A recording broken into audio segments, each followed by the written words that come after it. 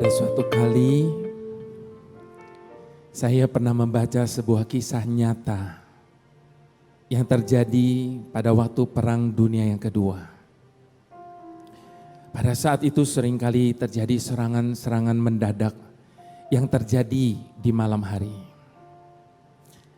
Nah, pada suatu malam yang pekat, ketika serangan-serangan itu terjadi, ada seorang bapak lari tergopoh-gopoh. Dia menggendong anak yang masih kecil di pundaknya. Mereka mencari tempat perlindungan.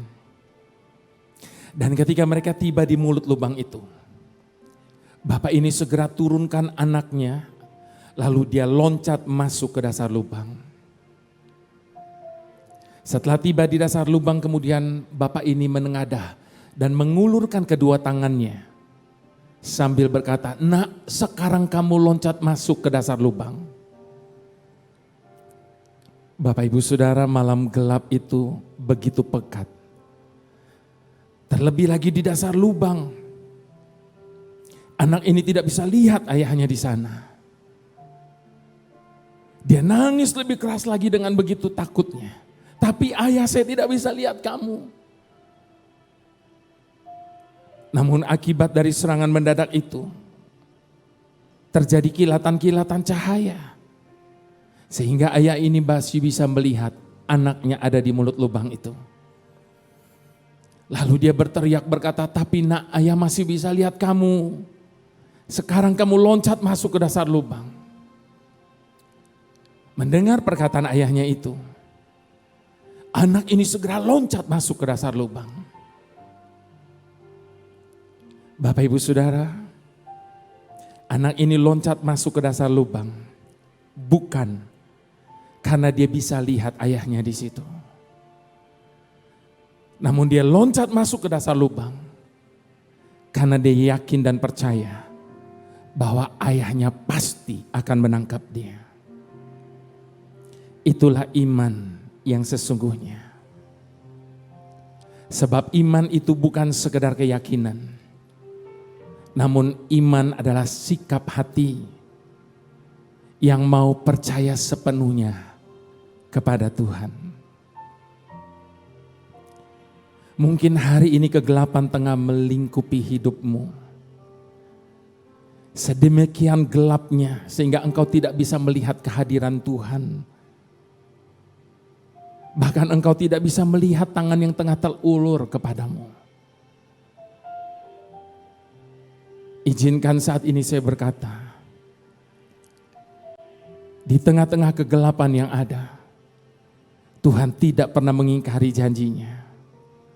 Bahwa tidak akan pernah sedetik pun dia meninggalkan kita menghadapi segala sesuatu sendiri. Itu sebabnya di tengah-tengah ketidakmengertian kita tentang apa yang sedang terjadi, apa yang sedang kita alami hari ini, biarlah kita boleh mengadakan pengakuan di hadapan Tuhan dengan bersama-sama berkata, "Sering ku tak mengerti jalan-jalan-Mu Tuhan, bagai di belantara yang gelap. Tanpa seribu tanya, namun tetap percaya, jejak-Mu Tuhan sungguh sempurna." Mari sama-sama katakan, "Sering ku tak mengerti jalan-jalan-Mu Tuhan, bagai di belantara yang gelap. Tanpa seribu tanya, namun tetap percaya, jejak-Mu Tuhan sungguh sempurna. Ajarku memahami semua yang kau ingini, agar hidupku puaskan hatimu. Bagimu aku rela sepenuh hati menghamba, serahkan diri, genapi karyamu. Ajarku memahami semua yang kau ingini, agar hidupku puaskan hatimu. Bagimu aku rela menyerahkan diri menghamba, serahkan diri, genapi karyamu.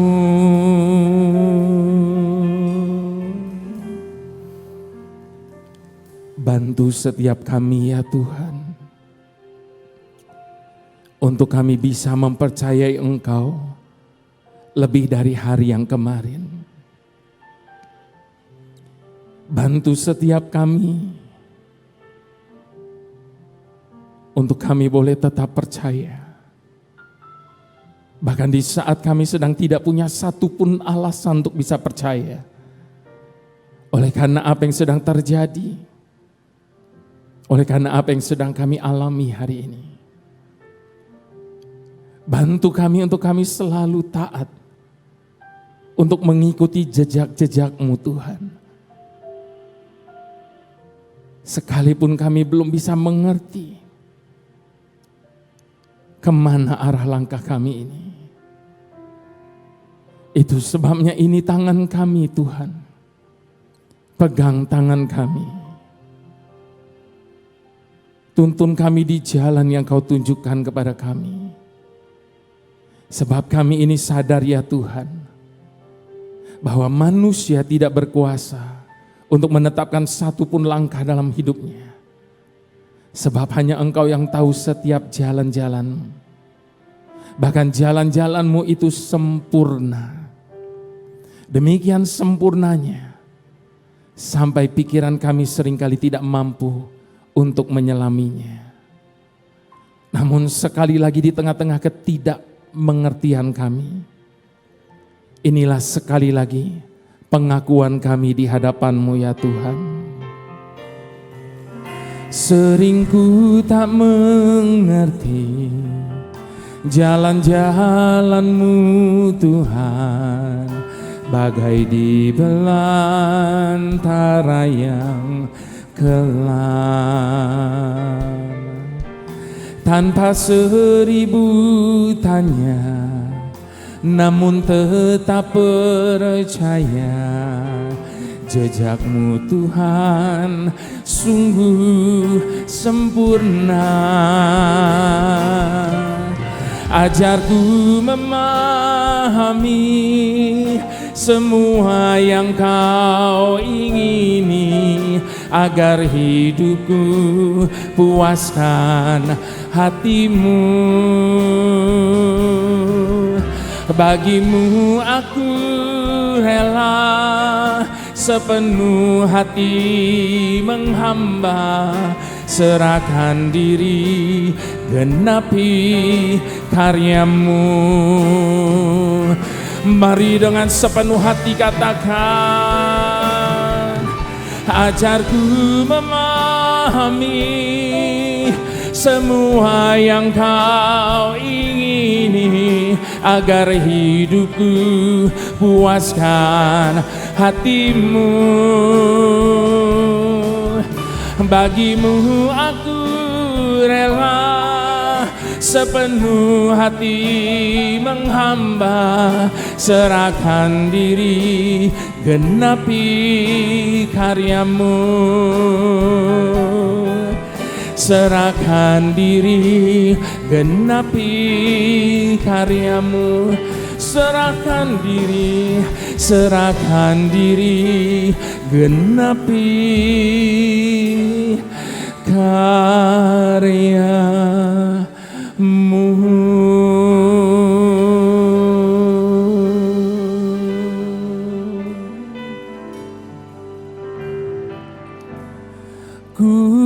berikan hatiku dan jiwaku, semuanya bagimu di dalam hidupku, di setiap waktu. Nyatakan jalanmu, ku berikan hatiku dan jiwaku, semuanya bagimu di dalam hidupku, di setiap waktu. Nyatakan jalanmu. Mari angkat kedua tangan, katakan, ku berikan hatiku dan jiwaku, semuanya bagimu di dalam hidupku, di setiap waktu.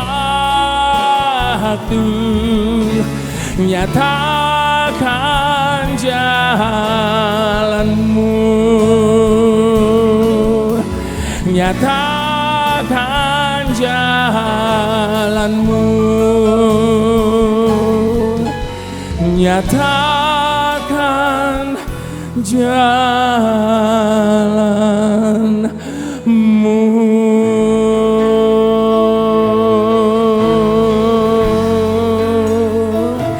Ini hati kami,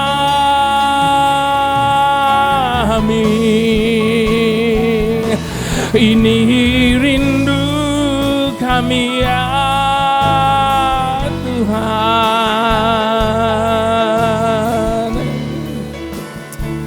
Selamanya hanya bagimu ya Bapa.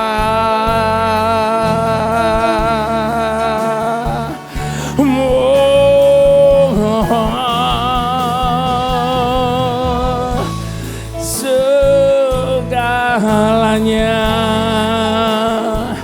kami letakkan di tanganmu, hanya padamu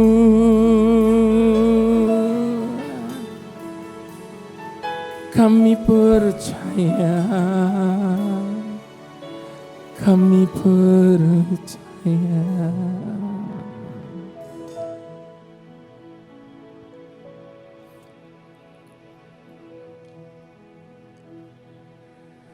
Ambil alih seluruh hidup kami ya Tuhan. Kami letakkan hak atas masa depan kami di dalam tangan-Mu.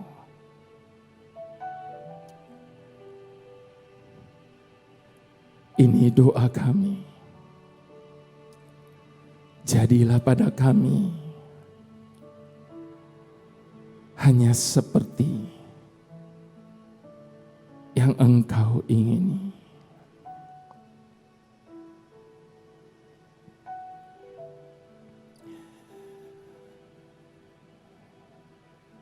Pada dinding sebuah kem tahanan yang berada di dasar atau di bawah tanah, ada tertulis sebuah puisi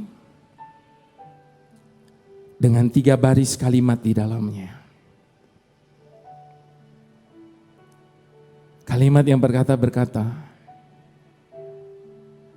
aku percaya matahari itu ada, sekalipun tidak terlihat sinarnya. Kem tahanan itu ada di bawah tanah, sehingga dia tidak pernah bisa melihat sinar matahari. Namun demikian pun dia tetap percaya bahwa matahari itu ada. Baris yang kedua berkata, aku percaya kasih itu ada, sekalipun tidak terwujud. Di dalam kem tahanan tidak ada kasih. Yang ada hanya kekerasan, penyiksaan, dan penderitaan. Namun sekalipun dia tidak pernah mengalami kasih itu, dia percaya bahwa kasih itu ada. Dan baris ketiga dari puisi ini berkata, aku percaya Tuhan itu ada, sekalipun dia tidak berbicara. Tidak diketahui siapa penulis puisi ini, namun dapat dipastikan bahwa penulis puisi ini adalah orang yang mengalami perjumpaan pribadi dengan Tuhan. Di tengah-tengah kegelapan yang tengah menyelimuti hidupnya, satu demi satu dia melihat tawanan masuk kepada pembantaian. Dan cepat atau lambat dia tahu bahwa akan tiba gilirannya. Namun di tengah-tengah keadaan yang seperti itu dia tetap percaya bahwa Tuhan itu tetap ada. Seandainya saja ketika Tuhan Yesus berjalan di atas air, dia berjalan di siang hari di mana cuaca begitu terang benderang. Saya yakin semua muridnya ketika melihat kedatangan Tuhan, mereka akan bersorak-sorai menyambut kedatangan Tuhan Yesus berjalan di atas air. Namun ternyata Tuhan tidak datang dalam keadaan yang seperti itu. Sebaliknya, di tengah-tengah kegelapan malam, pada saat badai tengah mengamuk, di saat murid-muridnya kepayahan mendayung perahu mereka, disitulah Tuhan datang. Namun kedatangan Tuhan yang dramatis dan tidak biasa itu ternyata tidak membangkitkan pengharapan bagi para murid-muridnya. Namun justru sebaliknya, mereka menjadi semakin ketakutan. Bukankah hal itu seringkali kita alami? Di tengah-tengah kepayahan kita mengarungi samudera kehidupan ini. Di tengah-tengah pergumulan kita menghadapi banyak masalah. Bahkan di saat kita berseru berteriak minta pertolongan daripada Tuhan. Namun ketika Tuhan datang dan memberikan pertolongan, kita bahkan tidak bisa mengenalinya. Karena seringkali dia datang, seringkali pertolongannya datang, tidak seperti apa yang kita duga. Buktinya, bukankah setiap kali kita memohon kepada Tuhan kekuatan, Dia bahkan justru memberikan kita banyak kesulitan. Agar lewat kesulitan itu kita menjadi semakin kuat. Pada saat kita memohon kepada Tuhan keberanian, Dia justru membawa kita kepada keadaan-keadaan yang sangat berbahaya untuk dapat kita hadapi. Kita tidak menerima satupun dari apa yang kita minta. Namun kita pasti menerima segala yang kita perlukan dalam hidup ini. Di tengah-tengah apa yang sedang terjadi dan kita alami hari ini, biar kita mau percaya, Dia selalu ada bagi kita. Ada saatnya kita menangis, seakan dibiarkan sendiri, namun tetaplah kita berkata, selamanya takkan menyerah. Untuk semua ada waktunya. Bila sabar menanti janjinya,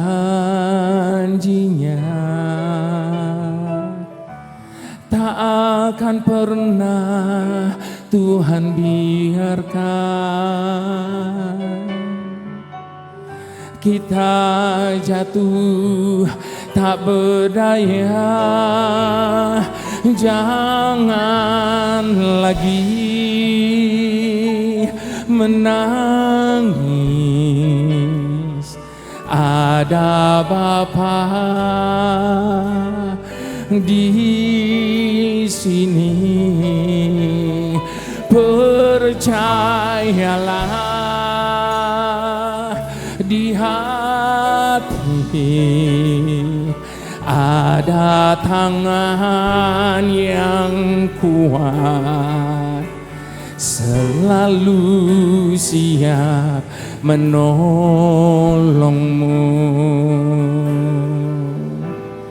Mana ada sobat lagi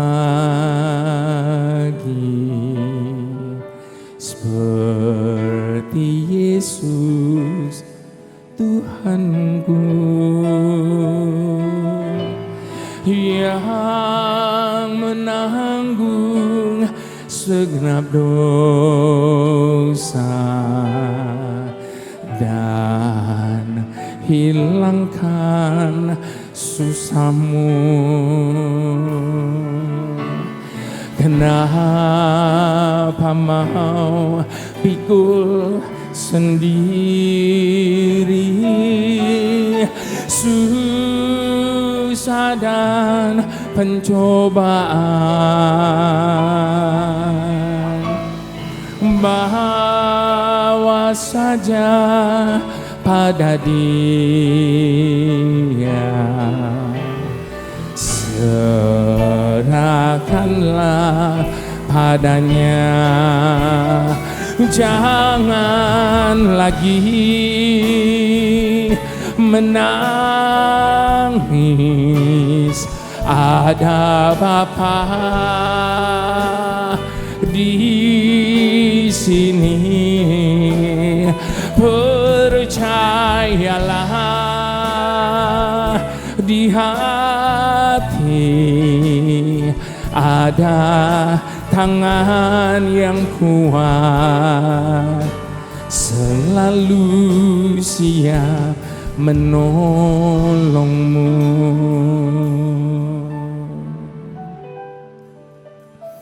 Suatu kali Charlie Chaplin, seorang pelawak dunia yang begitu legendaris,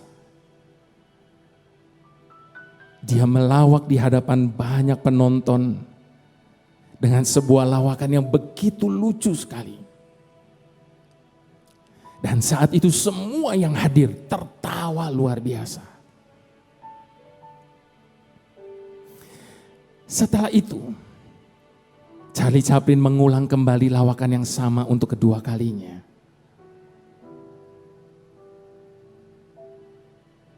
Namun kali ini, hanya sebagian yang hadir, yang tertawa. Setelah itu untuk ketiga kalinya, Charlie Chaplin mengulang lawakan yang sama itu.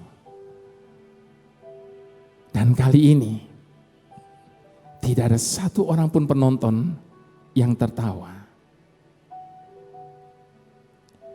Setelah itu Charlie Chaplin berkata, kalau engkau bisa untuk tidak tertawa lagi atas sebuah lawakan yang sama, lalu mengapa engkau menangis? Menangis. dan menangis lagi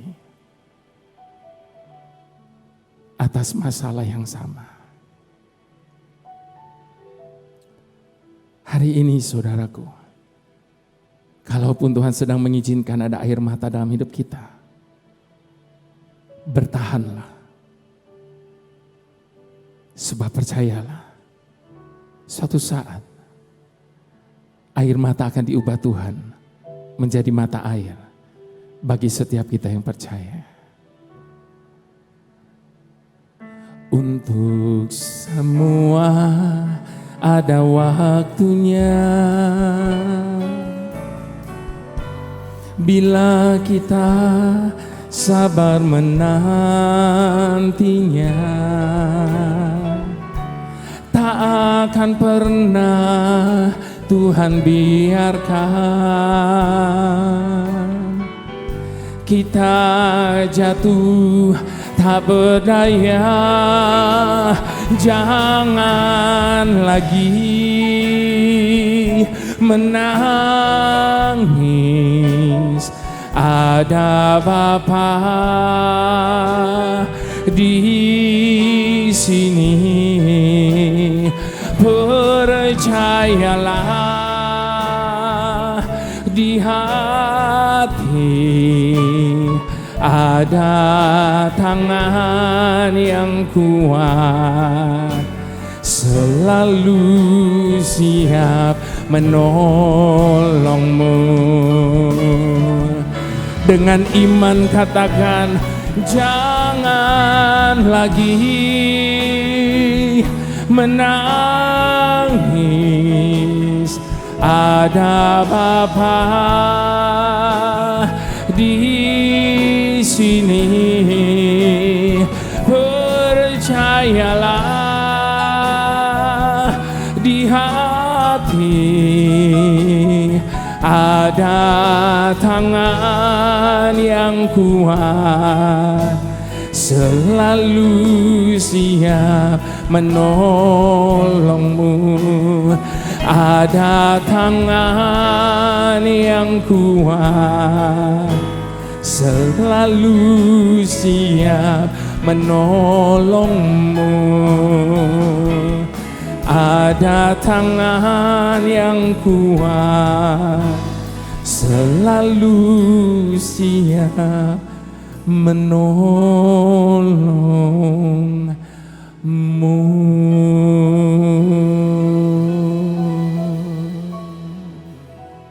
Belajar dari perjalanan hidup Yusuf. Bagi banyak orang, perjalanan hidup Yusuf itu merupakan suatu tragedi. Mengapa? Sejak kecil dia sudah dibenci oleh saudara-saudaranya. Mungkin orang berkata, betapa malangnya Yusuf ini. Dibenci oleh saudara-saudaranya. Namun saya mau katakan bahwa Yusuf harus dibenci oleh saudara-saudaranya. Setelah itu dia dibuang ke dalam sumur. Mungkin orang berkata, kasihan sekali hidupnya Yusuf ini. Namun saya mau katakan, Yusuf harus dibuang ke dalam sumur. Setelah itu dia dijual menjadi budak. Orang mungkin berkata, kok begitu ya hidupnya Yusuf? Tapi saya mau katakan bahwa Yusuf harus dijual menjadi budak. Ketika dia menjadi budak, dia difitnah. Lalu dijebloskan ke dalam penjara. Orang bilang malang sekali hidupnya Yusuf ini. Tapi saya mau katakan Yusuf harus difitnah dan dia harus masuk penjara. Mengapa?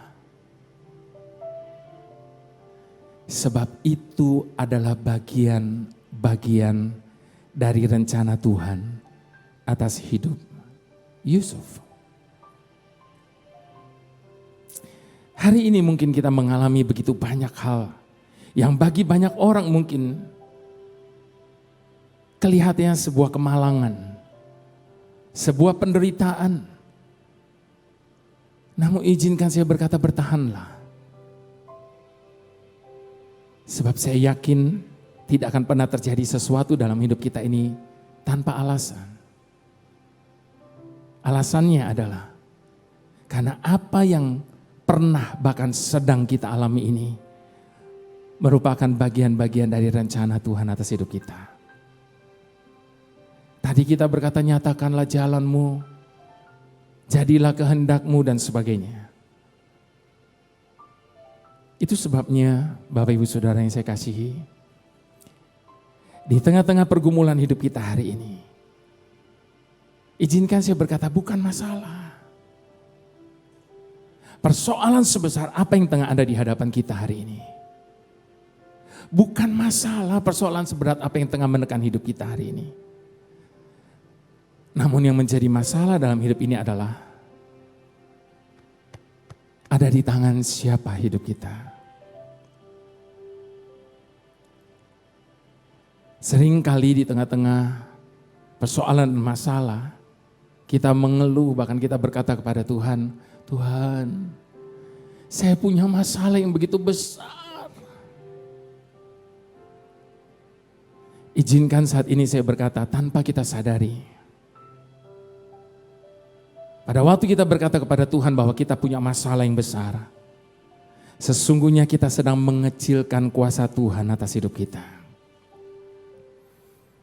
Padahal pada kenyataannya kita punya Tuhan yang jauh lebih besar dari segala persoalan yang ada atas hidup kita. Dialah benteng perisai bagi setiap kita. Dialah kubu pertahanan kita menghadapi apapun dalam hidup ini. Dia berjanji tidak ada satupun yang dapat memisahkan kita dari kasih setia Tuhan. Tidak ada satupun. Itu sebabnya di tengah-tengah masalah, di tengah-tengah persoalan, di tengah-tengah bahkan badai yang segelap dan seberat apapun dalam hidup kita, biarlah kita boleh berkata, Engkaulah perisaiku saat badai hidup menerpaku. Janjimu di dalamku, pulihkan jiwaku. Ku kan berdiri di tengah badai dengan kekuatan yang Kau berikan. Sampai kapanpun ku kan bertahan, karena Yesus selalu menopang. Ku kan berdiri di tengah badai dengan kekuatan yang Kau berikan. Sampai kapanpun ku kan bertahan, karena Yesus selalu menopang hidupku. Di saat badai bergelora,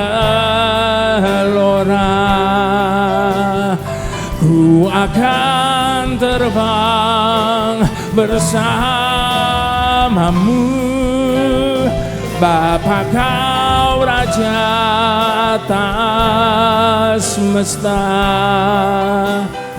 Ku tenang sebab Kau Bapakku. Di saat saat badai bergelora, ku akan terbang bersamamu. Bapa kau Raja atas semesta, ku tenang sebab kau Bapakku. Di saat badai bergelora, ku akan terbang bersamamu. Bapa kau Raja atas semesta, ku tenang sebab kau Bapakku.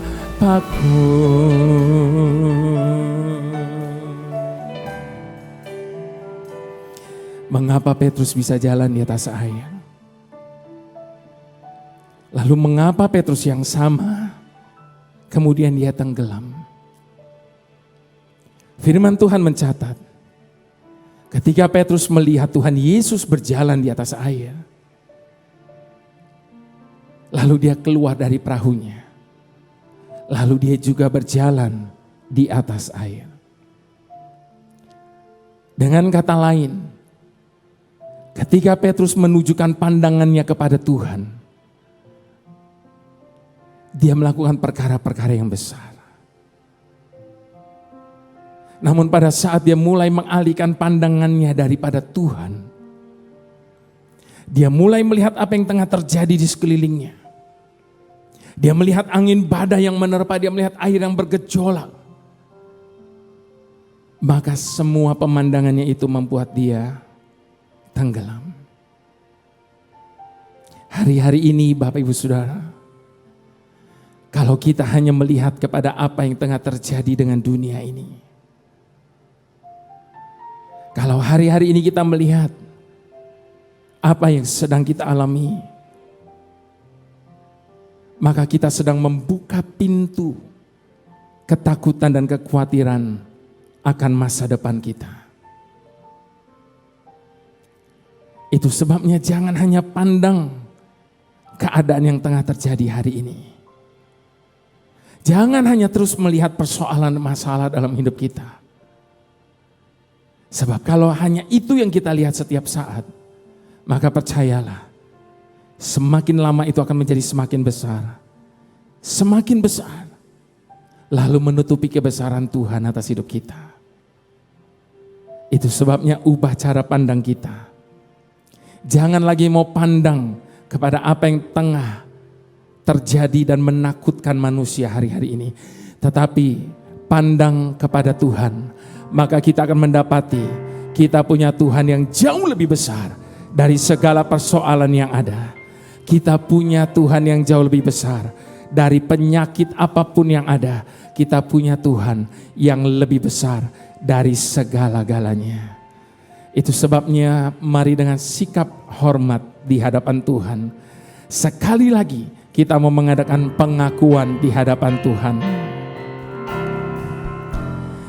Engkaulah perisaiku saat badai hidup menerpaku. Janjimu di dalamku, pulihkan jiwaku. Ku kan berdiri di tengah badai dengan kekuatan yang Kau berikan. Sampai kapanpun ku kan bertahan, karena Yesus selalu menopang. Ku kan berdiri di tengah badai, dengan kekuatan yang Kau berikan. Sampai kapanpun ku kan bertahan, karena Yesus selalu menopang hidupku. Mari dengan mengangkat kedua tangan katakan, ku kan berdiri di tengah badai, dengan kekuatan yang Kau berikan. Sampai kapanpun ku kan bertahan, karena Yesus selalu menopang.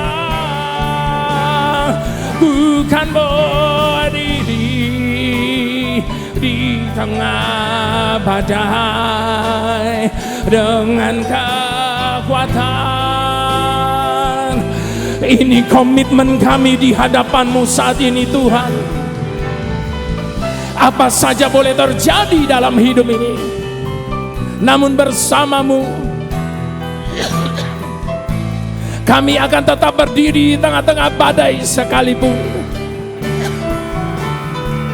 Sebab kami percaya bersama-Mu kami cakap menanggung segala perkara.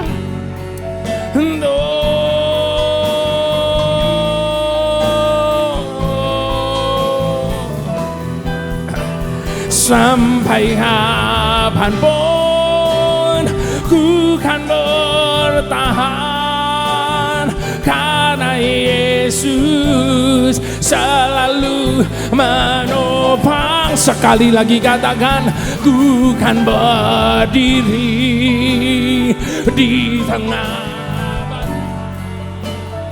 dengan kekuatan yang Kau berikan. Sampai kapanpun ku kan bertahan, karena Yesus selalu menopang. Karena Yesus selalu menopang. Karena Yesus selalu menopang hidupku.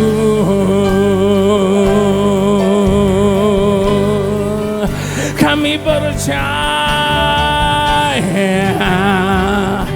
menempuh badai dengan-Mu, melangkah bersama-Mu. Kami takkan pernah goyah.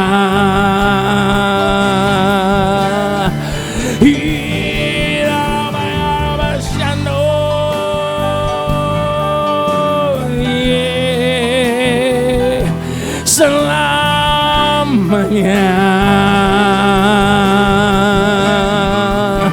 hanya berharap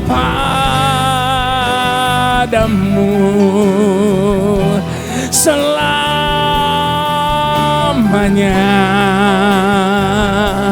kami mengandalkan-Mu, hanya Engkau-lah Tuhan, sumber kekuatanku.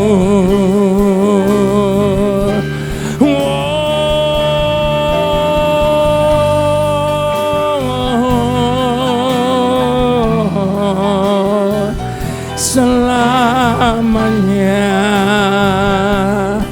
mengandalkan-Mu Tuhan.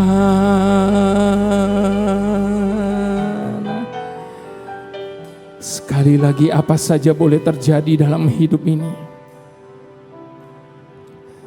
namun sungguh hanya dekat Engkau Tuhan kami merasa tenang. Sekali lagi mampukan kami untuk bisa mempercayai Engkau lebih dari hari yang kemarin. Bahkan di saat kami sedang tidak punya satupun alasan untuk bisa percaya. Oleh karena Engkau telah menjadi Bapa yang dapat kami andalkan. Itu sebabnya di tengah-tengah apapun yang sedang terjadi dan kami alami hari ini, di hadapan-Mu saat ini, inilah komitmen kami Tuhan. Ku tak akan menyerah pada apapun juga, sebelum ku coba semua yang ku bisa, tetapi ku berserah kepada kehendak-Mu. Hatiku percaya Tuhan punya rencana. Ku tak akan menyerah pada apapun juga, sebelum ku coba semua yang ku bisa, tetapi ku berserah kepada kehendak-Mu. Hatiku percaya Tuhan punya rencana. Sekali lagi komitmen di hadapan Tuhan, ku tak akan menyerah pada apapun juga, sebelum ku coba semua yang ku bisa, tetapi ku berserah kepada kehendak-Mu. Hatiku percaya Tuhan punya. Sekali lagi dengan iman katakan, ku tak akan menyerah pada apapun juga, sebelum ku coba semua yang ku bisa, tetapi ku berserah kepada kehendak-Mu. Hatiku percaya Tuhan punya rencana. Hatiku percaya Tuhan punya rencana. Hatiku percaya Tuhan punya rencana.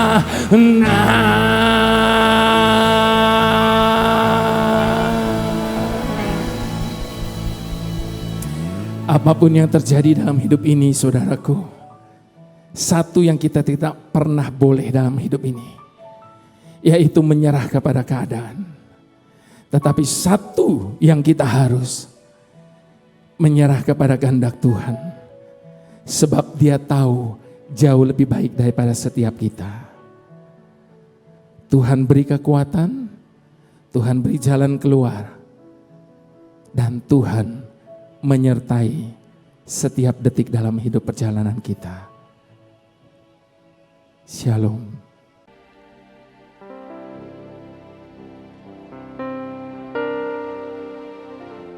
Saudara dikasih Tuhan, hari ini kita akan melakukan perjamuan kudus.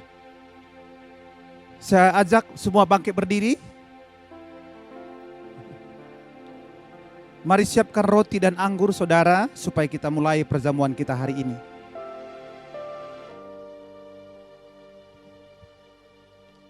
Mari kita